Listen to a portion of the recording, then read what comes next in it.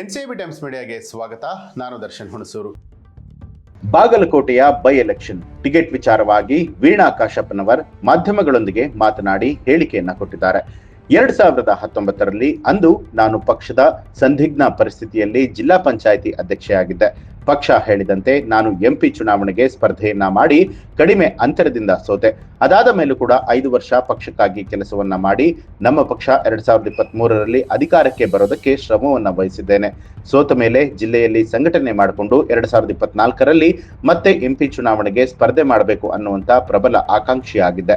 2024ರಲ್ಲಿ ನನಗೆ ಟಿಕೆಟ್ ಕೈ ತಪ್ಪಿತ್ತು. ಈಗ ಬಾಗಲಕೋಟೆ ಬೈ ಎಲೆಕ್ಷನ್ ಬಂದಿದೆ. ಮೇಟಿ ಅವರ ಕುಟುಂಬಕ್ಕೆ ಟಿಕೆಟ್ ನೀಡೋದಾದ್ರೆ ನನ್ನ ಅಭ್ಯಂತರ ಇಲ್ಲ. ಮೇಟಿ ಕುಟುಂಬ ಹೊರತುಪಡಿಸಿ ಟಿಕೆಟ್ ಕೊಟ್ರೆ ನಾನು ಕೂಡ ಪ್ರಬಲ ಆಕಾಂಕ್ಷಿ. ನಾನು ಟಿಕೆಟ್ ವಿಚಾರವಾಗಿ ಯಾರ ಗಮನಕ್ಕೆ ತರಬೇಕು ಅವರಿಗೆ ಹೇಳಿದ್ದೇನೆ. ನಾನು ಪಕ್ಷಕ್ಕಾಗಿ ಸಾಕಷ್ಟು ದುಡಿದಿದ್ದೇನೆ. ಮೇಟಿ ಅವರ ಕುಟುಂಬ ಹೊರತುಪಡಿಸಿದ್ರೆ ನಾನು ಪ್ರಬಲ ಟಿಕೆಟ್ ಆಕಾಂಕ್ಷಿಯಾಗಿದ್ದೇನೆ ಅಂತ ಹೇಳಿ ತಿಳಿಸಿದ್ದಾರೆ. ನೋಡಿ, ನಾನು 2019ರಲ್ಲಿ ಪಕ್ಷ ಒಂದು ಸಂದಿಗ್ಧ ಪರಿಸ್ಥಿತಿಯಲ್ಲಿ ಅಂದಿನ ಜಿಲ್ಲಾ ಪಂಚಾಯಿತಿ ಅಧ್ಯಕ್ಷಲಿದ್ದೆ. ಪಕ್ಷ ನನಗೆ ಅಂದು MP ಚುನಾವಣೆಗೆ ನಿಂತ್ಕೋಬೇಕು ಅಂತ ಹೇಳಿದಾಗ ಚುನಾವಣೆಗೆ ಸ್ಪರ್ಧೆಯನ್ನು ಮಾಡಿ ಕಡಿಮೆ ಅಂತರದಿಂದ ಸೋತಿದ್ವಿ. ಅದಾದಮೇಲೂ ಕೂಡ 5 ವರ್ಷ ನಾನು ಪಕ್ಷದ ಒಂದು ಚೌಕಟ್ಟಿನಲ್ಲಿ ಪಕ್ಷಕ್ಕೋಸ್ಕರ ಕೆಲಸ ಮಾಡಿ 2023ರಲ್ಲಿ ಅಧಿಕಾರಕ್ಕೆ ಬರೋದಕ್ಕೂ ಕೂಡ ಸಾಕಷ್ಟು ಶ್ರಮವನ್ನು ವಹಿಸಿದ್ವಿ.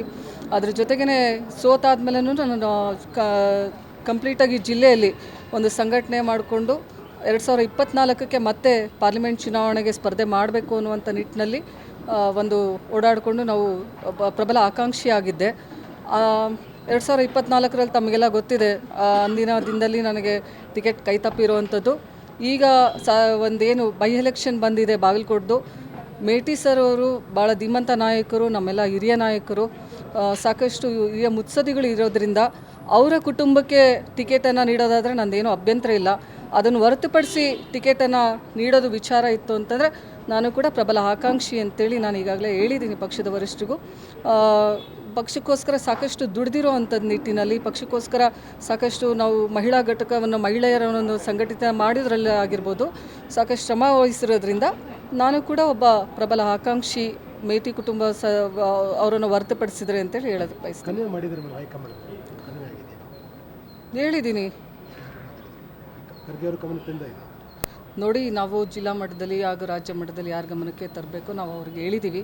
ಅವರ ಕುಟುಂಬಕ್ಕೆ ಕೊಡೋದಾದರೆ ನಮ್ದು ಯಾವುದೂ ಅಭ್ಯಂತರ ಇಲ್ಲ.